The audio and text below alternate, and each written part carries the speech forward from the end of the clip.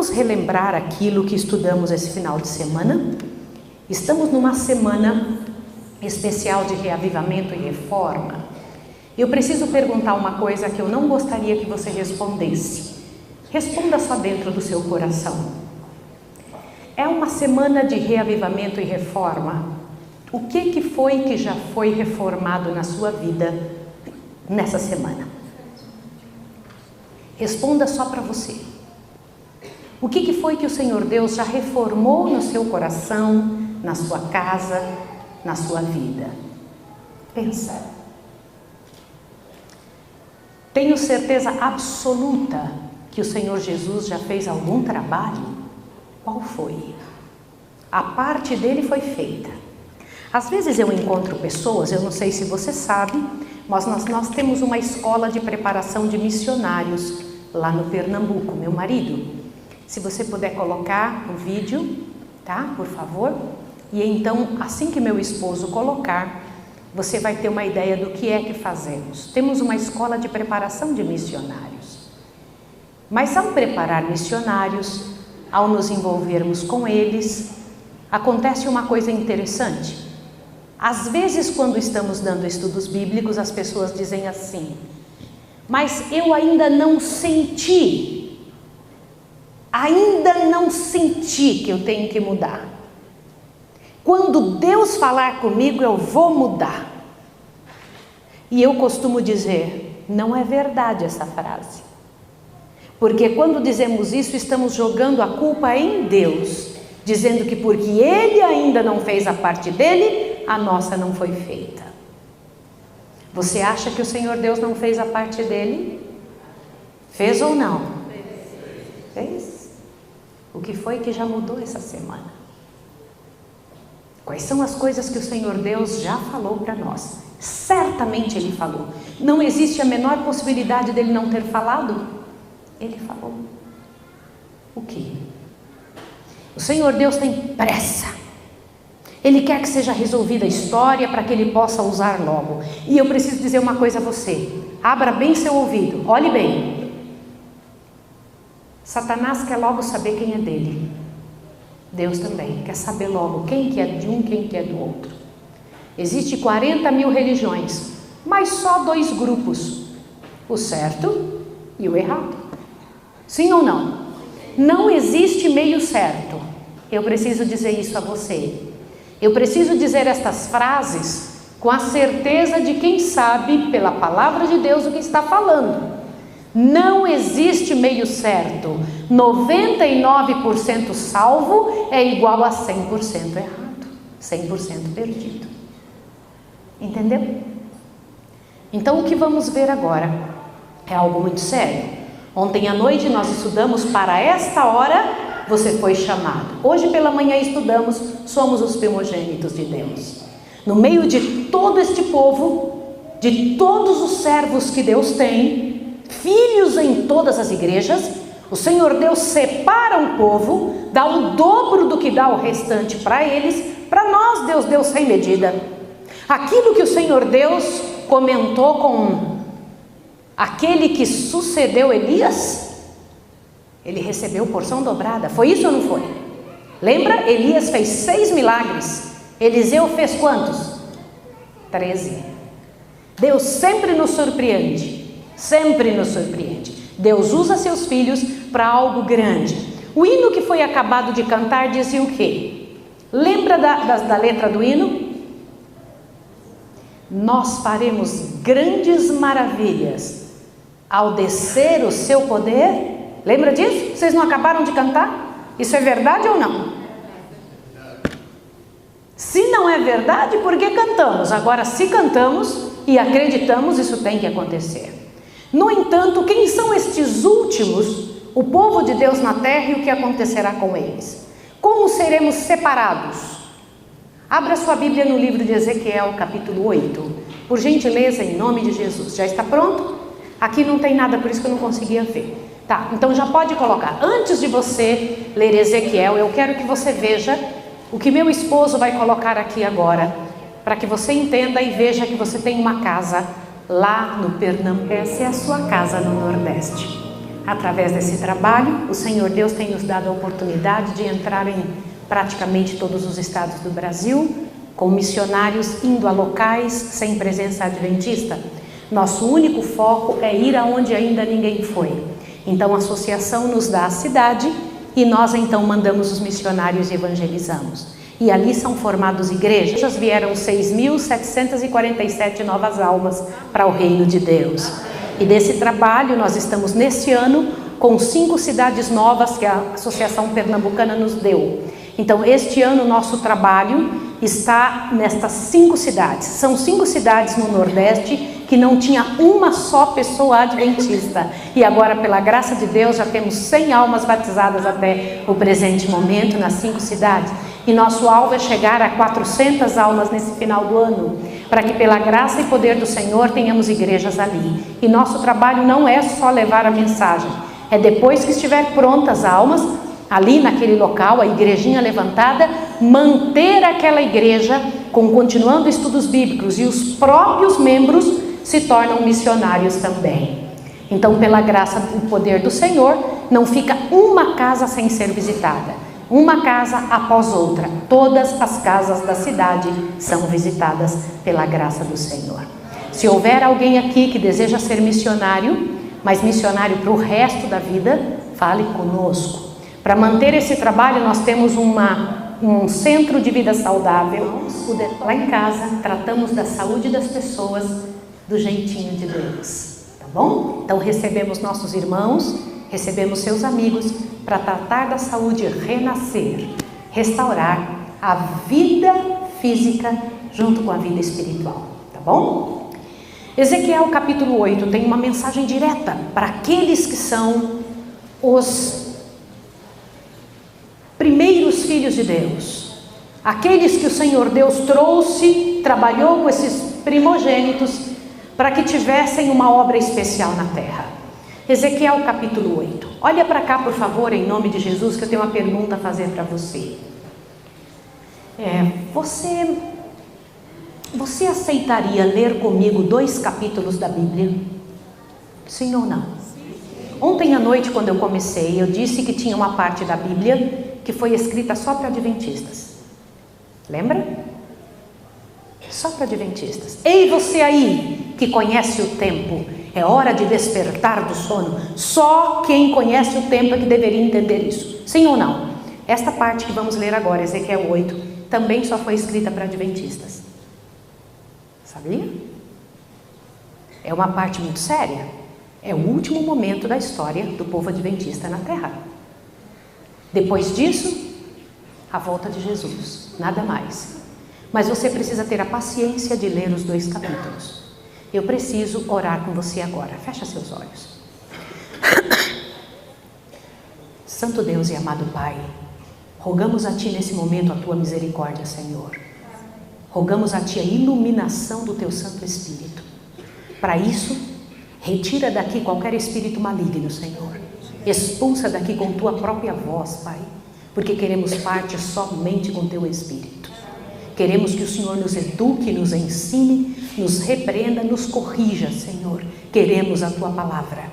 Queremos que o Senhor, ao entrar em nosso coração, possa nos convencer, converter, restaurar, animar, Senhor, e nos preparar para a volta de Jesus. Rogamos a Ti que neste momento, só Teu Espírito tenha acesso à nossa vida. Amém. Em nome de Jesus. Amém. Por favor, observe o que você vai ler agora. Eu sou adventista há 56 anos, mas foi essa mensagem que mudou minha história para sempre. Isso que você vai ler agora é uma das mensagens mais sérias que, como adventistas, podemos estar envolvidos. Você entendeu que somos os primogênitos, sim ou não? Sim. Ok, então você já sabe que você tem outros irmãos a seu comando no planeta. Sabe por que você mora nesse endereço? Sua casa mesmo não é essa. Onde é a sua casa? Ok, e por que você está aqui? Por causa das pessoas que moram ao redor da sua casa. Aonde você vai estudar de verdade?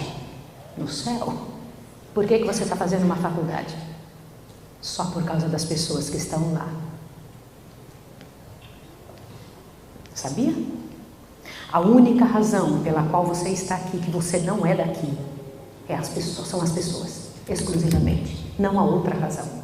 Se você começar a compreender a vida do jeito que ela é, do jeito que é lá, do jeito que é diante do céu, sua impressão vai mudar. Você não faz as coisas por causa desse planeta. Esse planeta está falido. Essa mensagem que você vai ouvir, olhe bem aqui, é a última mensagem de misericórdia de um Deus de amor ao mundo condenado. A última mensagem de misericórdia de um Deus de amor ao mundo condenado. O que isso significa? Que depois dessa mensagem não tem outra. Você precisa ver isso. Obrigada, irmã. Agora veja que sério que você vai entender. Muito sério. Qual foi a última mensagem que Sodoma e Gomorra ouviu antes do fogo e enxofre caírem? Sempre tem a última. Qual é a última mensagem que o povo de Deus vai receber? Por isso que precisamos ler o que você vai ler agora. Vamos ler juntos? Nós pedimos a Deus que Deus nos orientasse. Então vamos pedir ao Senhor que nos abençoe. No 6º ano, no 6º mês, no 5º dia do mês, estando eu assentado na minha casa e os anciãos de Judá sentados diante de mim, ali a mão do Senhor caiu sobre mim. Quem está dizendo isso? Ezequiel. Se você não tem uma Bíblia, olhe na Bíblia do lado. Você precisa ler isso para você acreditar no que eu vou te falar. Isso aqui é uma das mensagens mais sérias que tem na Bíblia. O que estava acontecendo aqui? Ezequiel está dizendo que ele estava na casa dele e um tipo de comissão estava acontecendo. Os anciãos de Judá estavam lá. E o que aconteceu enquanto ele estava nessa comissão? O que foi que você acabou de ler? A mão do Senhor caiu sobre ele, ele foi levado em visão. Veja como, verso 2. Olhei e vi uma semelhança como aparência de fogo, desde seus lombos e para cima era fogo, e desde seus lombos e para cima como aspecto de resplendor, como brilho de âmbar. Estendeu a forma de uma mão e me pegou pelos cabelos da cabeça. O Espírito me levantou entre o céu e a terra. Quem era que estava levantando Ezequiel? Quem que era, irmãos? O Espírito Santo, sim ou não? E o Espírito Santo tinha forma? E o que mais? Lombos e para cima, lombos para baixo, sim ou não? E ainda falava. Interessante isso, né? Eu sei que o assunto não é esse, mas é só uma dica para você pensar. Quem levantou Ezequiel aqui era o Espírito Santo. E o Espírito Santo tinha forma. Agora continua vendo. Verso 3. Estendeu a forma de uma mão e me tomou pelos cabelos da cabeça. O Espírito me levantou entre a terra e o céu e me trouxe a Jerusalém em visões de Deus, até a entrada da porta do pátio de dentro, que olha para o norte, onde estava colocada uma imagem que provoca ciúme. Como? Ele foi levado a Jerusalém. O que tinha na porta, irmã? Uma imagem que provoca ciúme em quem? Podia em Jerusalém ter uma imagem na porta de entrada? Podia? E por que estava lá? Quem teria colocado? Continua vendo. Verso 4. E a glória do Deus de Israel estava ali, conforme a semelhança que eu tinha visto no vale. Então ele me disse: filho do homem, levanta agora os teus olhos para o caminho do norte.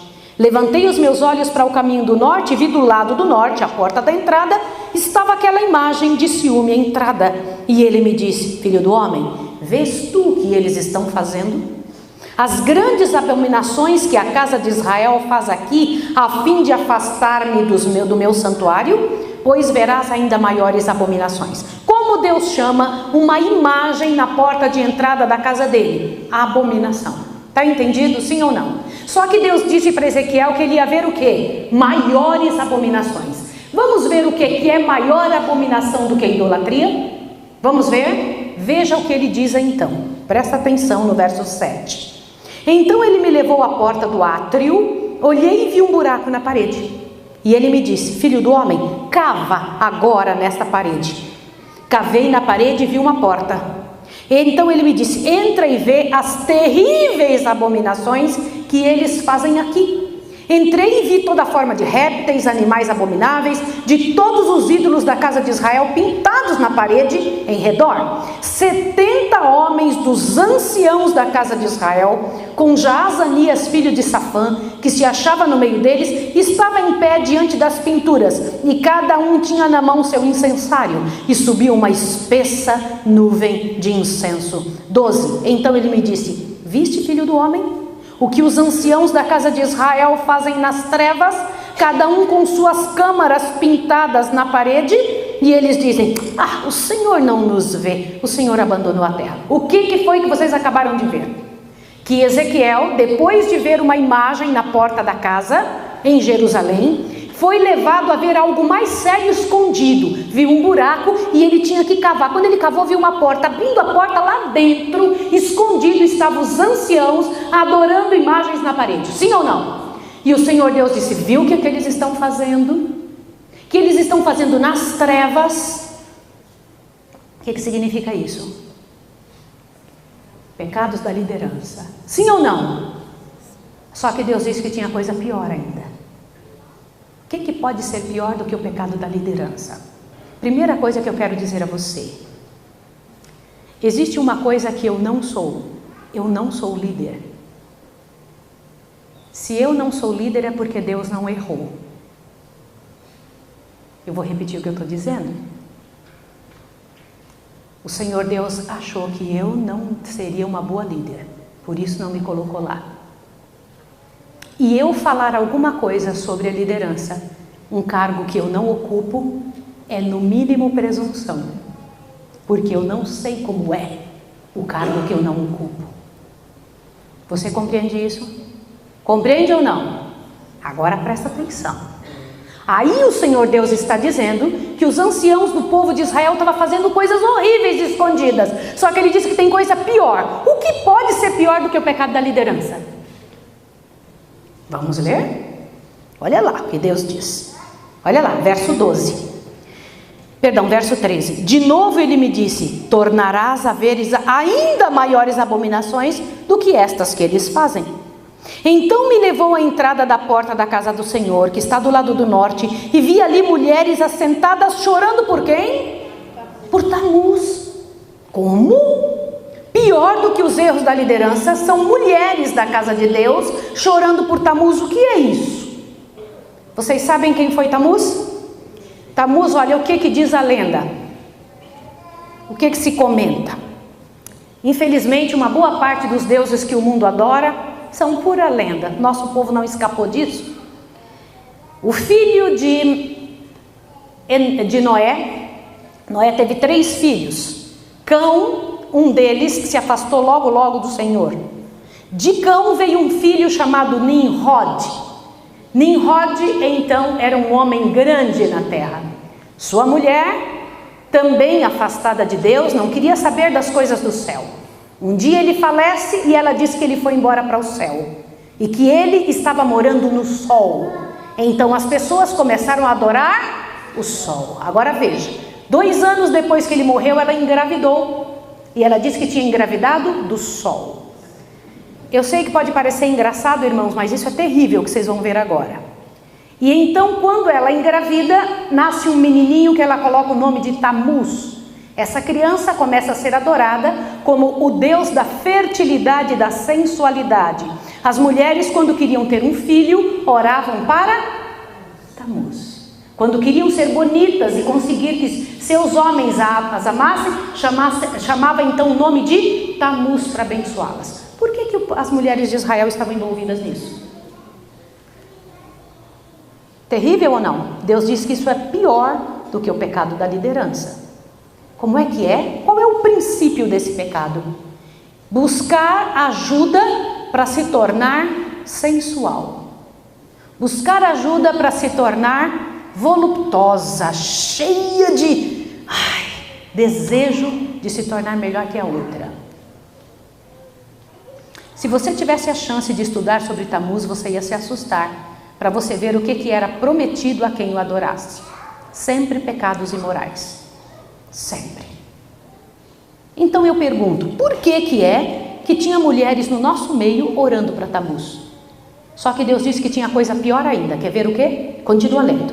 Vai lá, verso 15. Então ele me disse: viste, filho do homem, verás ainda maiores abominações do que esta. Qual é? O verso 16. Então ele me levou ao átrio interior da casa do Senhor, e vi a entrada do templo do Senhor entre o pórtico e o altar, cerca de 25 homens, de costas para o templo do Senhor, com os rostos para o oriente. Eles se prostravam diante do sol, virados para o oriente. Então ele me disse: viste, filho do homem, é coisa de pouca monta para a casa de Judá o fazerem tais abominações aqui? Devem ainda encher a terra de violência e continuamente provocar-me a ira? Ei-los a chegar um ramo ao seu próprio nariz. Olhe para cá um pouquinho. O que Deus mostrou que era pior do que a adoração de Tamuz? Pior que a adoração de Tamuz era o povo da igreja de Deus estar adorando o sol. Ainda bem que isso é o Israel do passado, né? Ainda bem que Deus não está falando da gente. Isso aí está em Ezequiel, no Velho Testamento. Será que Deus está falando de nós? Ah, não, está no Velho Testamento. E Deus ainda está dizendo aí que esse povo estava colocando um ramo no próprio nariz. O que significa isso? Vocês sabem que os escravos da antiguidade, meu pai, só para você ver minha origem. Minha mãe, ela é pretinha igual a noite. Ela é descendente de africanos. Meu pai é branquinho igual o dia.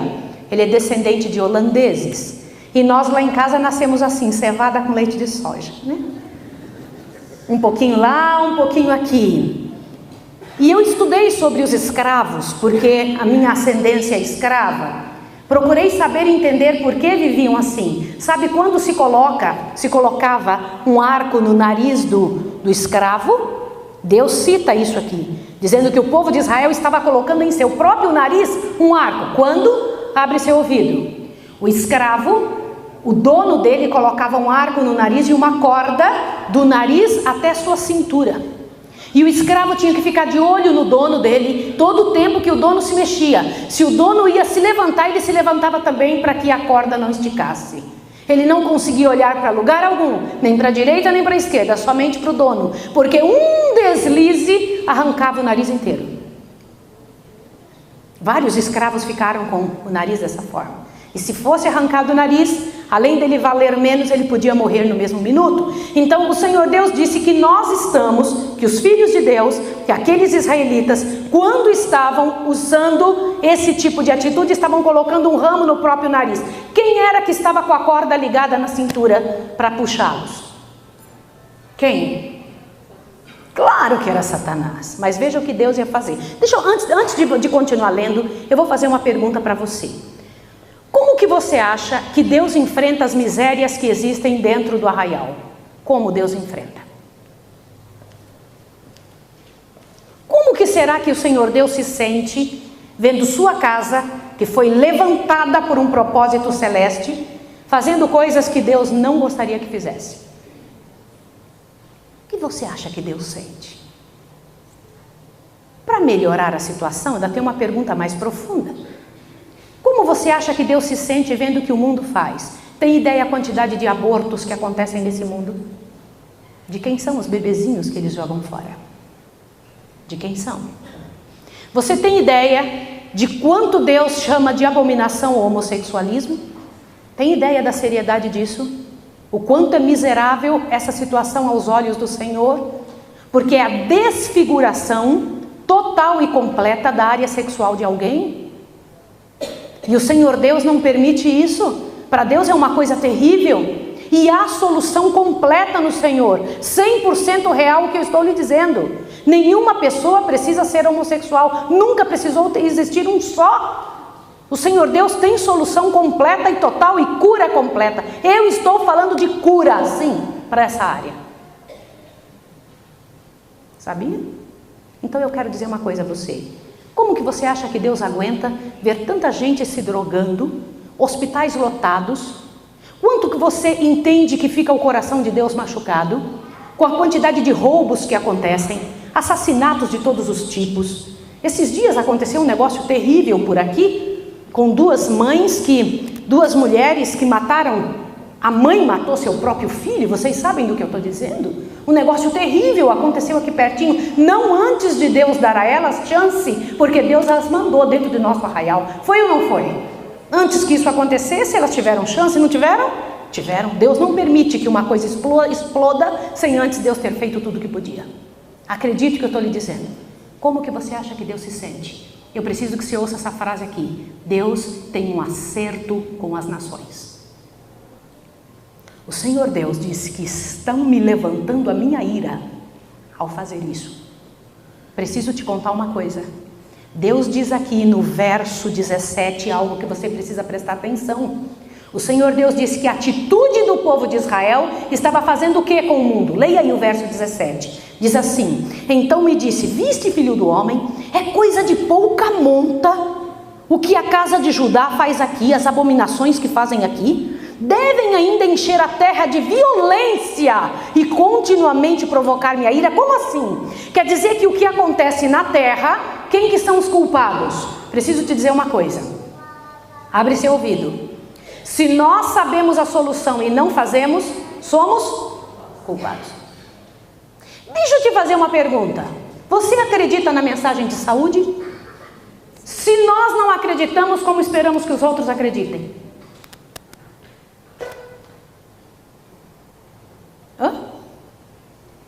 Se quando temos algo nós corremos para o mundo e não para dentro da fé, não para dentro daquilo que Deus ensina, como é que poderemos defender algo que não acreditamos?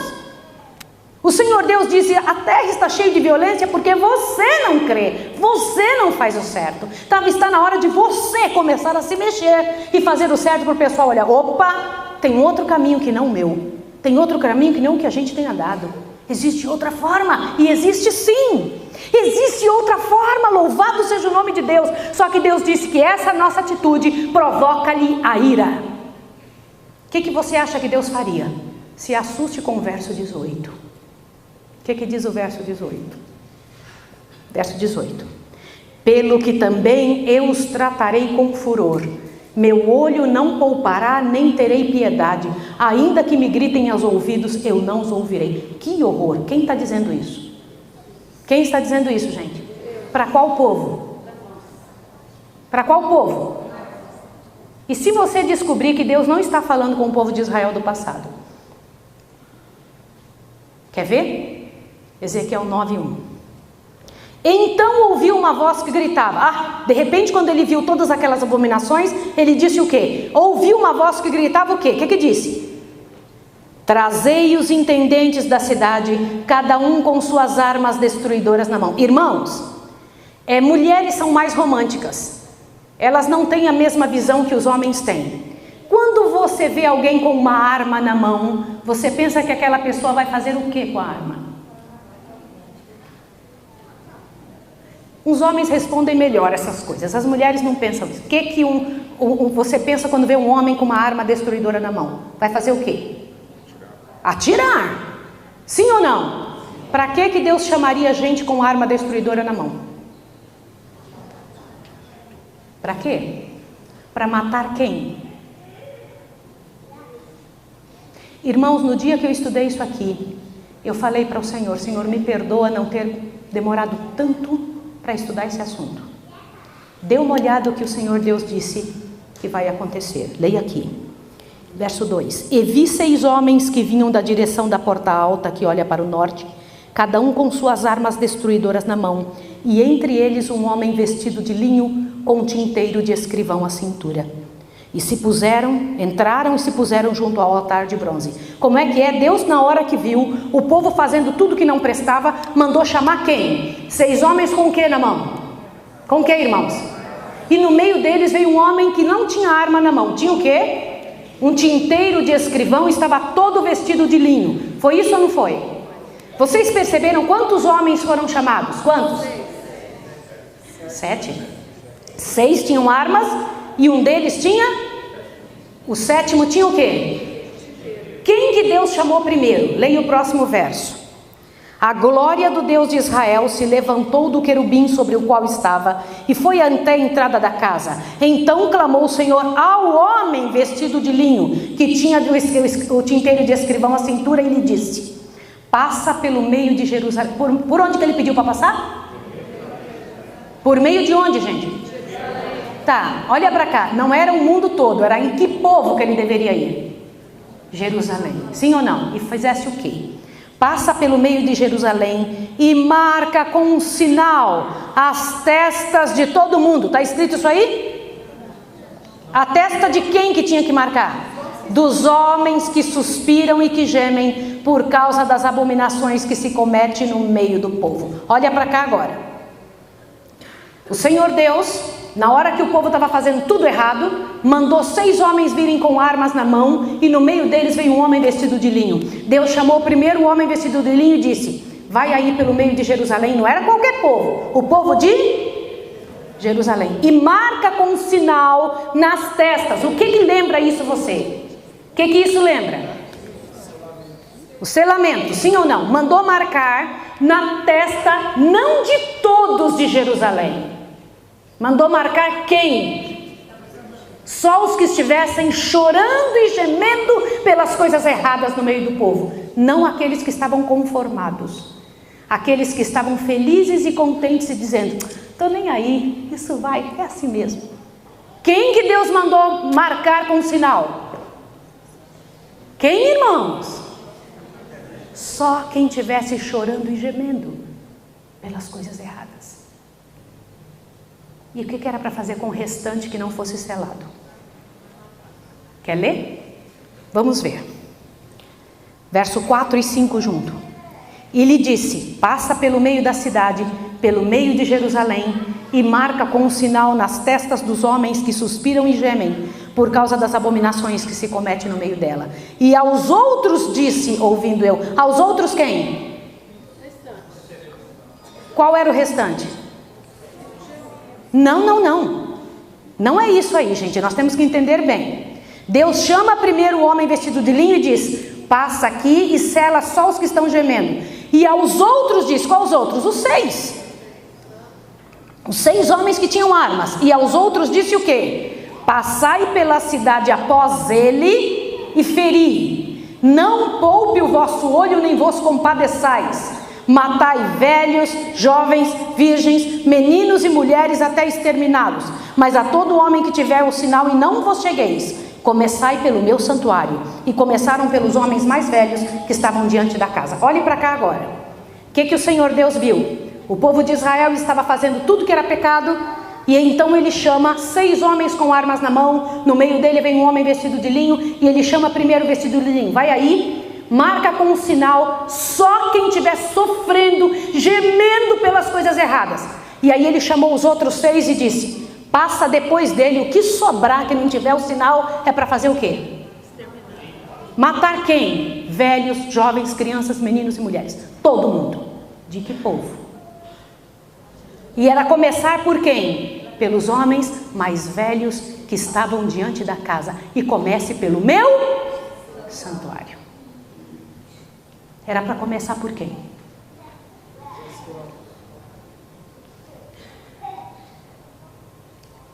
Deixa eu comentar uma coisa com você, só que não acaba aí. Ezequiel, na hora que viu a matança, ele ficou desesperado. E ele fala uma palavra-chave aqui. Leia aí. 7. Então ele lhes disse: contaminai a casa, enchei os atros de mortos, ide. E foram-se, puseram-se a ferir a cidade. Havendo eles ferido, ficando eu de resto, caí com a minha face e clamei: ah, Senhor Deus, dar-se ao caso que destruirás todo o restante de Israel, derramando a tua indignação sobre Jerusalém. Como é que é? De onde vem essa palavra restante aí? Remanescente. Ezequiel estava pedindo: Senhor, tu has de destruir o remanescente de Israel. Tu has de destruir. O que foi a resposta de Deus? Leia aí. 9. E ele me respondeu: a maldade da casa de Israel e de Judá é grandíssima, e a terra se encheu de sangue, a cidade se encheu de perversidade. E eles dizem: ah, o Senhor não vê, o Senhor abandonou a terra. Agora continua: Também quanto a mim, não pouparei meu olho nem me compadecerei, mas sobre a cabeça deles farei recair o seu caminho. Então o homem que estava vestido de linho, a cuja cintura estava o tinteiro, tornou com a resposta dizendo: fiz como me mandaste. Acabou as duas passagens da Bíblia. Olhe para mim agora em nome de Jesus. Vamos perguntar para a senhora White, de quem é que Deus está falando nesses dois textos? Você quer perguntar isso, sim ou não? Observe isso aqui agora. Vamos analisar esses textos pedindo explicações. Leia aqui. A ordem é: passa pelo meio da cidade, pelo meio de Jerusalém, e marca com o sinal as testas dos homens que suspiram e gemem por causa de todas as abominações que se cometem no meio dela. Ezequiel 9:4. É o texto ou não? Vamos ver o comentário? Avante. Esses que suspiram e gemem haviam estado a pregar as palavras da vida. Haviam reprovado, aconselhado e suplicado. Alguns dos que estavam desonrando a Deus, opa, tinha gente desonrando a Deus? Sim. Arrependeram-se e humilharam o coração diante dele. Mas a glória do Senhor apartara-se de Israel. Se bem que muitos ainda continuassem as formas de religião, faltava-lhe seu poder e sua presença. Como assim? Gente que continua vindo aos cultos, continua indo na igreja, mas falta o quê? Seu poder e sua presença. Você já viu isso acontecer? Sim ou não? Sim. Já viu ou não? Se você já foi tentado a dizer assim: nossa, essa igreja está quase morta. Já foi tentado? Mas já foi tentado também a pensar o seguinte: será que não sou eu o problema? Sim. Será que essa dificuldade não sou eu que estou trazendo? Será que eu não estou trazendo para dentro do arraial coisas que afastam Deus daqui? Será? Agora presta atenção que vai vir agora. Observe. Pode passar. Ao tempo em que sua ira se manifestar em juízos. Olha o que você está lendo aí. Por favor, em nome de Deus, presta atenção. Ao tempo em que sua ira se manifestar em juízos.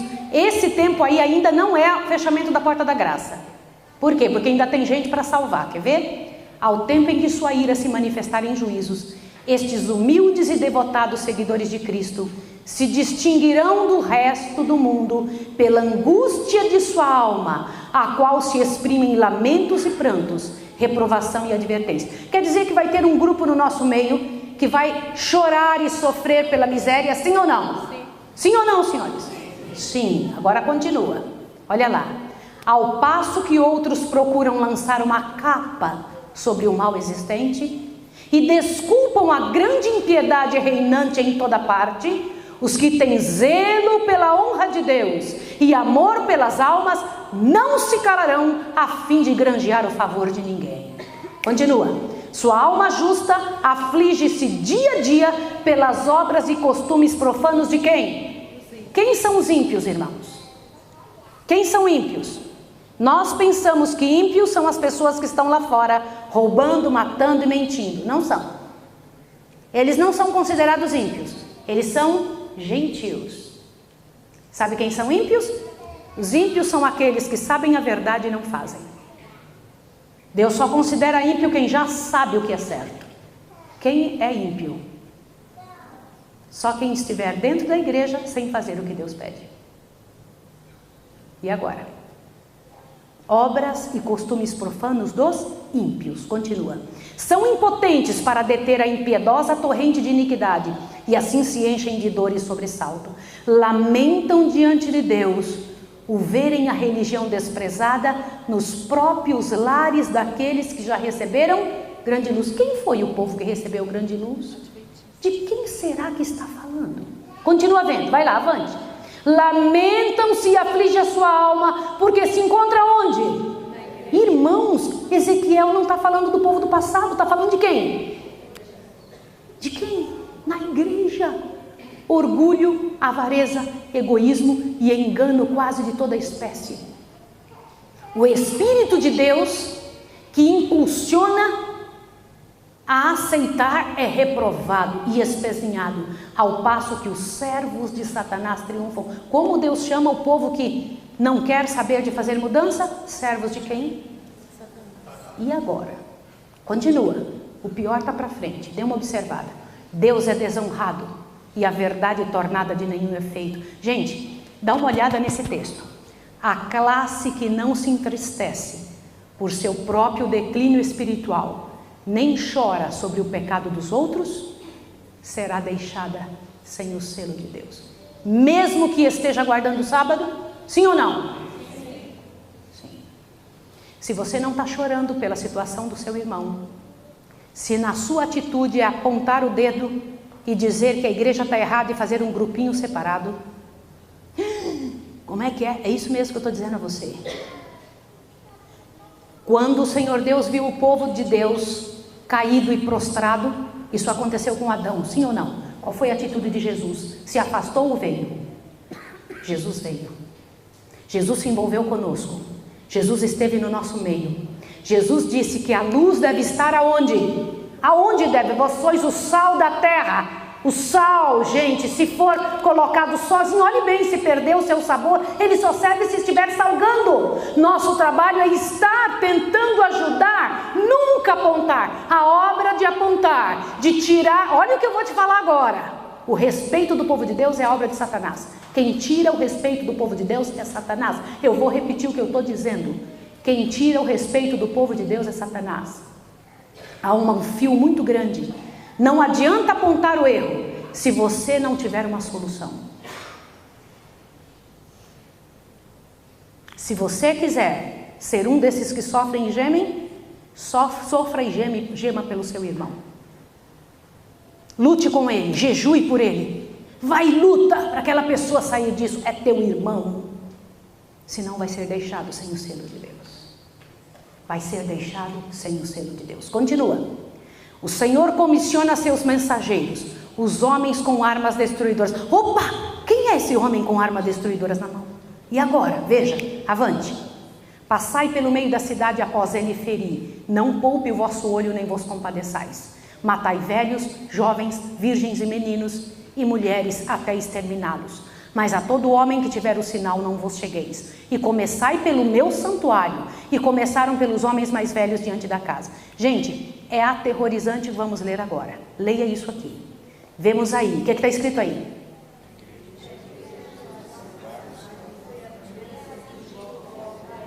Como é que é, irmãos?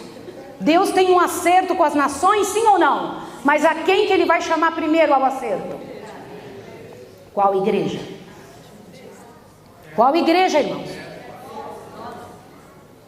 Por quê? Por quê, irmãos? Por que o Senhor Deus não vai atrás de quem não sabe nada do santuário? Por que ele não vai atrás de quem nunca recebeu nada sobre alimentação? Por que ele não vai atrás de quem não tem as verdades sobre 1844? Por que ele não vai atrás de quem não tem as verdades sobre as profecias? Porque ele é justo. Ele vai atrás de quem deveria estar fazendo alguma coisa. É óbvio. Antes dele trabalhar com o povo de fora, ele terá um acerto com quem? A primeira a receber o golpe de sua ira.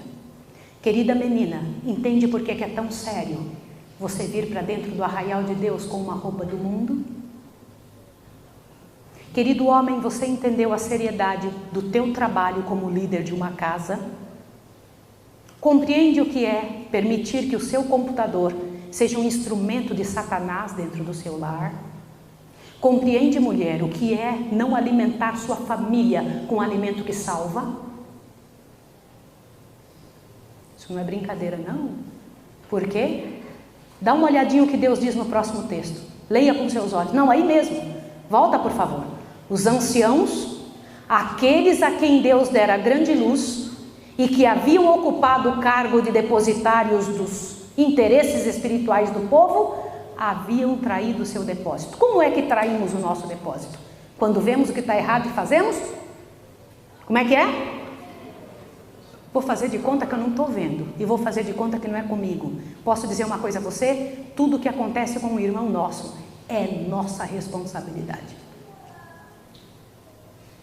Avante.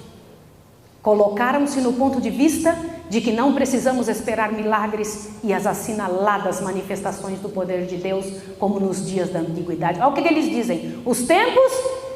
Quantos já ouviram falar essa frase?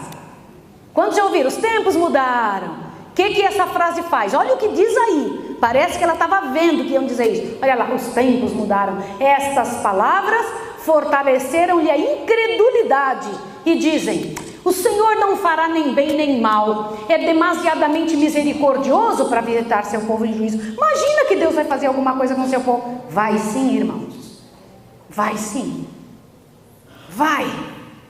Quando Deus nos deu uma responsabilidade de salvar os outros de fora, de dar exemplo para os de fora, e nós não agimos assim. Avante, olha o que diz aqui: assim, paz e segurança. Irmãos, leia isso, ó. Assim, paz e segurança. É o grito de homens que nunca mais erguerão a voz como trombeta para mostrar ao povo de Deus suas transgressões e à casa de Jacó os seus pecados. Olha como Deus os chama: esses cães mudos que não querem ladrar são aqueles que sentirão a justa vingança de um Deus ofendido. Gente, olha que frase: homens, virgens e crianças, todos perecerão juntos. De que povo?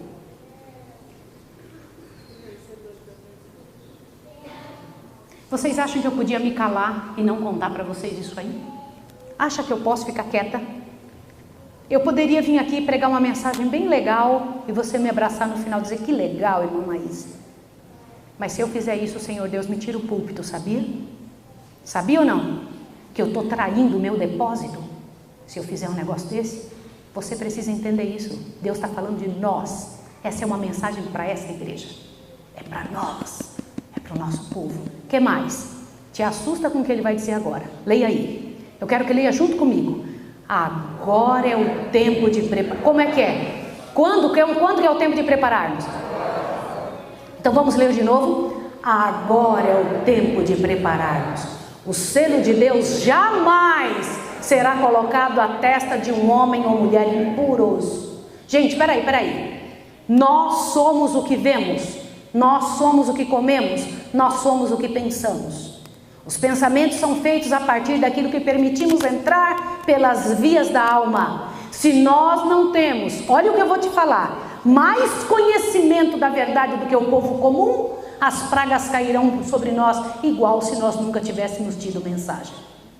Olha o que diz ali: jamais, 1, 2, 3, jamais será colocado à testa de um homem ou mulher cobiçosos ou amantes do mundo. Jamais será colocado à testa de um homem ou mulher de língua falsa ou coração enganoso. Leia comigo a última frase: todos os que recebem o selo de Deus devem ser imaculados diante de Deus, candidatos para o céu. Sim ou não? Eu preciso perguntar uma coisa a você. Você acha que isso é sério? Eu preciso ser honesta contigo. Muito honesta. Irmãos queridos, eu não sei se dá tempo de voltar. Eu não sei. Eu tenho certeza que o Senhor não tem mais tempo. Até quando o Senhor Deus aguentará a miséria desse mundo e o sofrimento de pessoas que não sabem distinguir a mão direita da esquerda? Até quando o Senhor fará esse trabalho?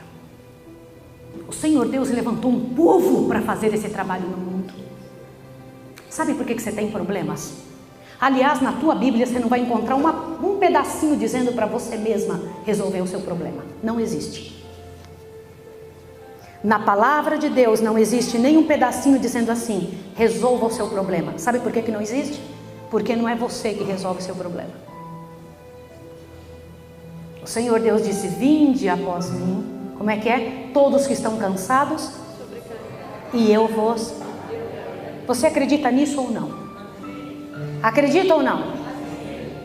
Se você acredita, está na hora de você mostrar isso para as pessoas. Quer que eu te fale uma coisa? Estamos chegando na hora do selamento. O anjo do Senhor passa através deste planeta, deste céu, em direção à terra, e tem vindo fazer um trabalho especial dentro de sua igreja. E eu sei que a hora é agora. Há 10 anos eu ouço o pastor Ted Wilson dizendo e falando sobre reavivamento e reforma. Há 10 anos eu tenho visto nosso povo ouvir mensagens tremendas, dizendo: temos que mudar de vida, temos que levantar o estandarte do Senhor. Quer que eu diga uma coisa para vocês, sem medo de errar? Não deveria existir um de nós que devêssemos estar ocupados com qualquer coisa a não ser a pregação do Evangelho. Sinto muito, isso é verdade. Você deveria usar uma parte do seu tempo para você fazer outra coisa. Como assim? Nós usamos o tempo que resta para Deus, não a parte principal. O que sobra, entregamos para o Senhor. E ainda assim somos muito reclamões. A gente chega na igreja, está tudo limpinho. Isso aqui demorou para fazer. Tenho certeza que alguém passou um tempão limpando. Alguém veio aqui e preparou a escola sabatina. Outra pessoa veio aqui e arrumou tudo isso. Não fomos nós que fizemos. E somos capazes de entrar aqui, olhar e falar assim: quem vai pregar para ver se eu vou ou se eu não vou? Nós somos reclamões demais. Nós não somos pessoas que vêm com o coração para adorar, para pedir a Deus: Senhor, na sua misericórdia me cura, lava a minha casa, lava a minha vida, Senhor. Me converta para o teu reino, Senhor. Me quebra todo, Senhor, mas não me deixa ficar aqui lutando as lutas do inimigo. Quer que eu te diga uma coisa? Eu tenho certeza absoluta que daqui uns dias ouviremos o último sermão. Não haverá outro. Sabe por quê? Porque o Senhor Deus está terminando o trabalho dele na terra. Está terminando. O que mais é preciso você ouvir? Não me responda, só pense, não é para responder. Quanto, olha a minha pergunta, do material grandioso que Deus nos deu, dos testemunhos, você já leu? Você está fazendo ano bíblico?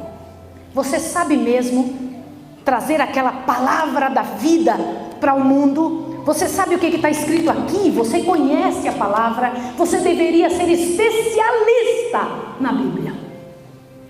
Especialista. Se não é assim, tem algo profundamente errado. E tem. Está na hora disso mudar. E é agora, irmãos queridos, é agora. Nós sabemos mais a respeito da vida de Britney Spears do que a respeito dos servos de Deus.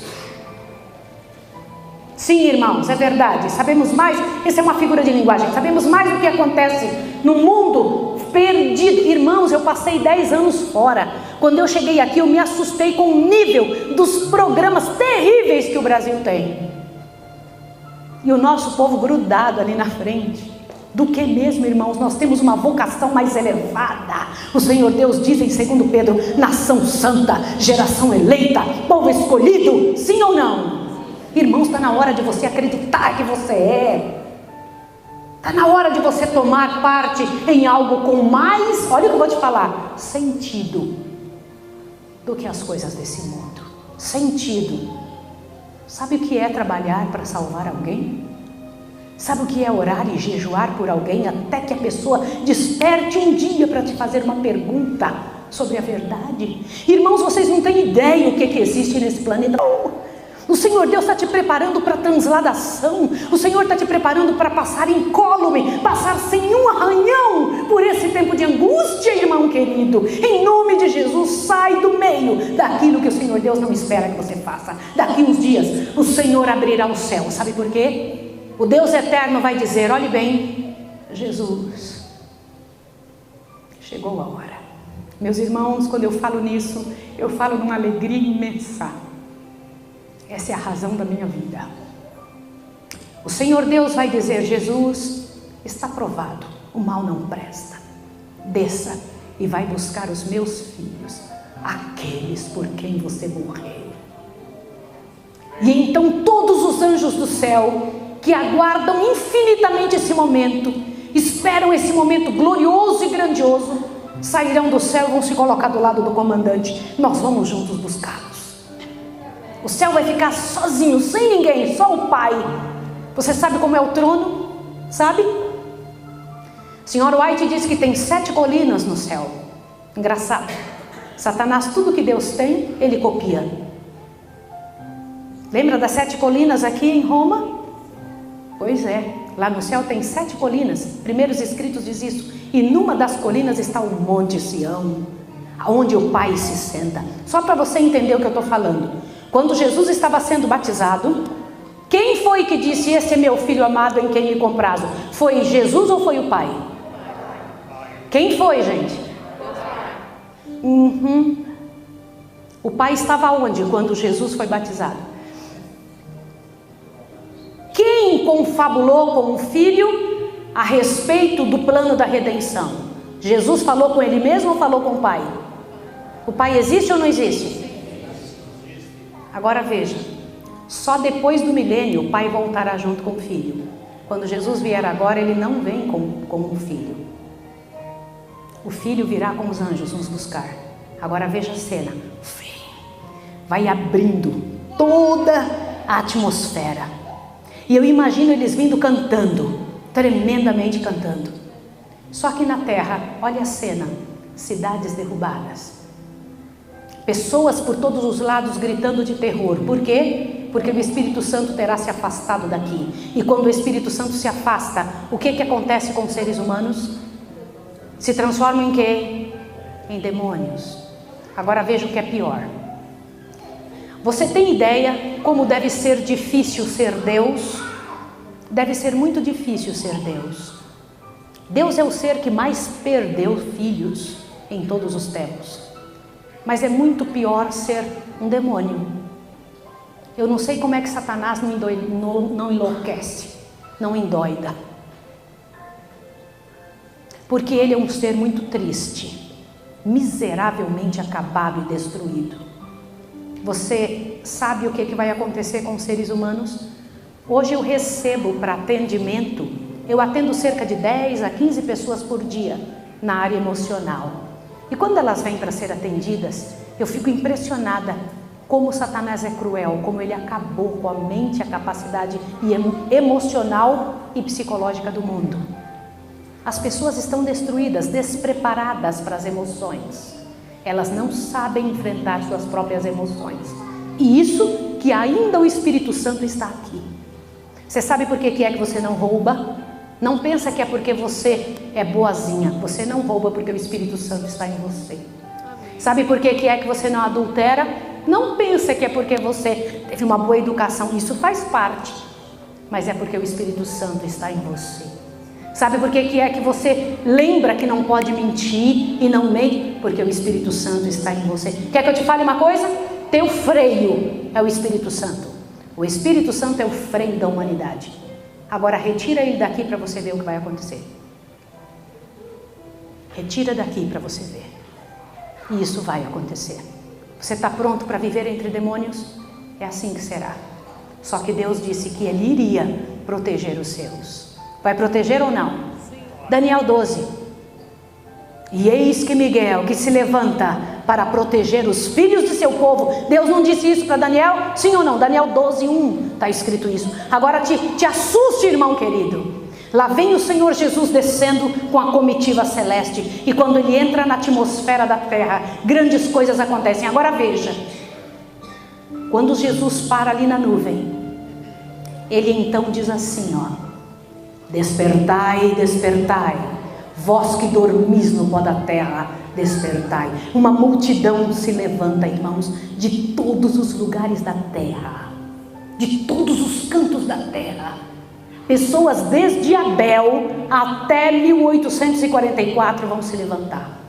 De todos os lugares, antediluvianos, aquele povo todo que viveu, os nossos grandes patriarcas, aquela multidão gloriosa. Que coisa tremenda.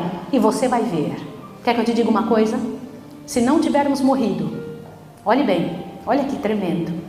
Se não tivermos morrido, não passaremos pela morte. O cunho, a miséria do pecado não passará por você. Mas tem uma coisa tremenda. Eu tenho um filho que teria 35 anos, se fosse vivo. Ele não ressuscitará no dia da volta de Jesus. Ele vai ressuscitar uns dias antes. Por quê? A ressurreição especial. Todos os que morreram após 1844 ressuscitarão um pouquinho antes da volta de Jesus, para ver o Senhor que eles esperavam voltando. Você sabia disso? Quantos sabiam sobre a ressurreição especial? Pois eu quero que vocês, em nome de Jesus, junto com o seu pastor está ali levantando a mão, então eu quero que vocês estudem isso, em nome de Jesus. A ressurreição onde todos após 1844 vão ressuscitar. É uma ressurreição para ver a maior cena da história, a volta de Jesus. Jesus não voltará sem... Olha o que eu vou te contar agora. Olha para cá. Jesus não voltará sem um grande estrondo. Eu não sei se você ficou sabendo do que aconteceu com o Idi Amin Dada. Quem soube? Um avião israelense entrou lá em Uganda. E Idi Amin prendeu o avião com uma quantidade tremenda de israelitas dentro. Foram feitas todas as negociações para Idi Amin soltar aquele povo. Idi Amin pedia: se não me der os meus que estão aí, eu mato eles em 50 horas, em 40 horas, em 24 horas. E quando estava terminando a hora, Idi Amin ia lá matar. Pode acreditar, porque quando ele falava, ele fazia. Adivinha o que aconteceu? Te assuste agora. Um homem, sósia de Idi Amin, se vestiu de general. Irmãos, olha que tremendo. Entrou em silêncio por dentro com uma comitiva, com um carro pintado, blindado, com outros homens vestidos com o uniforme do exército de Idi Amin. Entraram em 6 minutos. Este acontecimento durou 6 minutos. Entraram dentro do aeroporto, falou: solta os israelenses, manda subir. Entrou dentro do carro e sumiram. Até hoje ninguém pegou eles. Nesta hora, o avião israelense decolou e foi embora. Quando Idi Amin percebeu: o que está levantando? Quem que está levantando? Por que está levantando? E então Israel começou a gritar: conseguimos, conseguimos, conseguimos. No silêncio foram resgatados os israelitas naquele dia. Pois eu vou te contar uma coisa: quando Jesus estiver voltando, não haverá silêncio. Quando ele vier em resgate dos seus filhos, ele virá com uma trombeta poderosa, gritando aos 4 cantos, que virá resgatar-nos de quem está nos prendendo. Acredite o que eu estou lhe dizendo em nome de Jesus. Aquele que vai vir em nossa busca virá com muita, muita música, dizendo: estes são meus. E ali da nuvem o Senhor Deus vai chamar um poder maior que nós, vai nos levantar em direção àquela nuvem, irmãos, e nós vamos lá na nuvem. Os que aqui ficarem vão morrer pelo esplendor da glória do Senhor. Num abrir e fechar de olhos, nós seremos transformados. Eu vou ver o meu filho, vou ver o meu pai, sou seu pai, porque ele vai estar tão novo. Meu pai morreu velhinho, aos pedaços ele foi. Ele tinha diabetes, morreu aos pedaços, tadinho do meu pai. Mas quando ele voltar, vai voltar como? Novo em folha. E eu vou subir naquela nuvem e nós vamos viajar com o Senhor. Vamos viajar. E eu imagino aquela multidão tremenda de todos os tempos, os ressuscitados e salvos do meu Deus, subindo naquela nuvem e indo embora com Jesus. Quando Jesus vira a volta, diz: vamos embora para casa. É para casa que o Senhor nos levará. É para casa que o Senhor nos levará. Agora eu preciso dizer uma coisa a você. Eu quero que você faça parte dessa pregação hoje à tarde. Sabe qual é a sua parte? Você está vendo isso aqui atrás de mim? Está vendo? Todos os que subirem para a ceia do Senhor. Porque quando chegarmos no céu, haverá ali uma ceia, não haverá? Todos os que subirem terão que ter passado pelo lava-pés. Todos terão resolvido sua vida. Todos terão tomado uma posição diante de Deus. Todos terão resolvido qualquer encrenca, dificuldade ou angústia que tiver com qualquer pessoa. Todos os que participarem da ceia, que estiverem prontos a participar da ceia, a subir com Jesus, terão tomado a seguinte decisão: eu sou do Senhor para sempre. Você gostaria de fazer isso? Os anciãos dessa igreja prepararam aí fora o local para o lava-pés. Eu queria fazer um pedido a você, em nome de Jesus. Vá fazer o lava-pés e volte para cá, para você ver o que Deus está te reservando antes de entrar no céu. Antes. Vamos lavar os pés? Como eles estão fazendo? Como que eles estão arrumando tudo? Imagine isso. E eu imagino o Senhor entrando com a multidão de salvos. E aqueles lá, os anfitriões esperando. E Jesus faz ali uma parada, um momento, um culto e diz: vamos embora, porque aqui não é o nosso momento de parar. E então sai. Na hora que a gente está saindo daquele mundo, depois do sermão, te assusta agora o que vai acontecer. Um grupo de pessoas daquela cidade diz: eu quero ir ver o momento que eles vão encontrar com o Pai. Eu quero ver. Nessa hora, todo o povo daquela cidade, daquele mundo, a multidão que entrou ali, que veio da terra, é grande, mas agora se torna maior ainda, porque as pessoas daquele mundo querem nos acompanhar para nos ver entrar no céu. Aí então Jesus passa pelo segundo mundo, o terceiro, o quarto, o quinto, e em todos os mundos, todos querem ver a nossa entrada no céu. Pode imaginar isso? Imagine a multidão que vai chegar na porta da cidade santa. E quando chegarmos ali, eu quero que você imagine isso aqui, ó. A cidade santa é um quadrado perfeito. Tem 12 portas. 3 portas em cima, 3 portas do lado, 3 portas embaixo e 3 portas nesse outro lado. Quantas portas são, gente? Agora veja o que eu vou mostrar. Cada porta tem uma estrada até o centro. E cada estrada, fazendo uma conversão até o centro, te assuste com o que você vai ouvir agora. Quando estivermos então chegando na porta da cidade, cada pessoa vai entrar por um portão. Ou você acha que vai entrar pelo portão que você quiser? Cada portão tem um nome em cima dele. Um dos nomes dos filhos de Jacó. Sim ou não? Sim. Qual é o que você vai entrar? Não pense que seremos brasileiros, que vamos entrar pela porta que quisermos.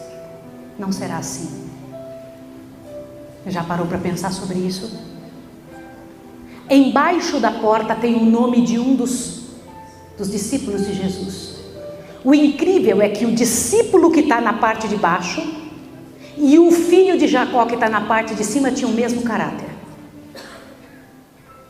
Por qual porta você vai entrar? Incrível, não é? No mundo, a ciência estuda 5 temperamentos. Na Bíblia tem 12. Na Bíblia tem quantos? 12. Que engraçado. Por qual porta você vai entrar, irmã? Por isso que desde ontem à noite eu estou dizendo que você tem que entender quem é você.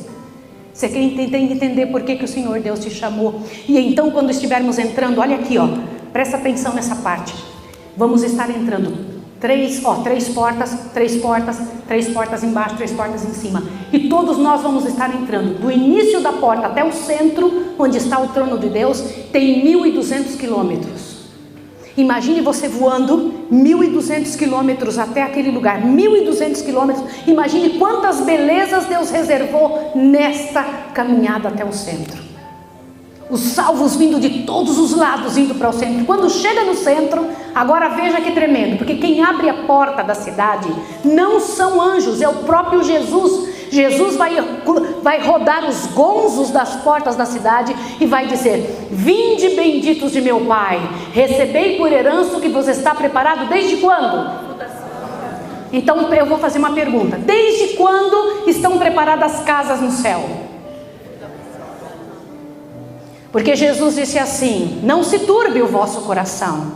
Credes em Deus, crede também em mim. Na casa de meu Pai vai haver muitas moradas. Foi isso que ele disse? Na casa de meu Pai há muitas moradas. Se não fosse assim, eu vou-lo teria dito. Então quando Jesus disse: eu vou preparar-vos, o que é que Jesus foi preparar? Um lugar para você no santuário. Isso é a senhora White que diz. Agora veja que tremendo. E então vamos entrando, ó. Olha, gente, presta atenção nessa parte. Quando formos chegando na presença do Pai, Jesus vai na frente, na nossa frente, atrás dele aquela multidão. Jesus vai dizer assim: Pai, aqui estou eu com os filhos que me deste. E o Pai vai dizer assim: eles são aceitos no amado. E nesta hora, Jesus vai abrir espaço no meio da multidão. Este espaço no meio da multidão, irmãos, tem uma abertura, porque um homem muito alto começa a andar e vai abrindo espaço, e a gente começa a dar espaço para ele, e a gente vê ele passando aqui. Quem é esse homem? Quem é esse homem? E então a gente abrindo espaço, porque Jesus vai estar do outro lado, com os braços abertos, porque tem 5.000 anos que Jesus não vê Adão, porque na morte nem Jesus pode ver seus filhos. E então a gente vai ver o abraço de saudade de Jesus com Adão, irmãos. Diz que Jesus vai abraçar Adão bem próximo ao seu peito, e vai vir um anjo com uma coroa, e vai coroar Adão na nossa frente. Adão vai tirar a coroa, colocar no pé de Jesus, vai dizer: não sou digno. Jesus vai dizer: nenhum é digno. Minha graça, minha graça, minha graça. E vai coroar Adão outra vez. E diz que todos nós vamos tirar a nossa coroa e colocar nos pés de Jesus, porque nenhum de nós vai se sentir digno ali, nenhum de nós. E então diz que Adão vai pegar uma harpa e vai começar a tocar, e nós vamos tomar o tom da voz de Adão e cantar junto com ele: glórias ao Cordeiro que venceu. Nesta hora, diz que Jesus vai nos tomar pela mão e vai mostrar uma grande mesa. Sabia? Uma mesa imensa, imensa. Nessa mesa, irmãos, de todos os lados, para lá e para cá, diz que nós temos um lugar reservado nela, com o nosso nome. Na mesa foi visto romãs, maná e o fruto da vide. Ali em cima, o Senhor Jesus vai conosco, ao nos servir, tomar de novo o puro suco da uva, que ele disse: eu não vou tomar de novo, até me encontrar com vocês, lá no céu. Tem 2.000 anos que Jesus não bebe suco de uva.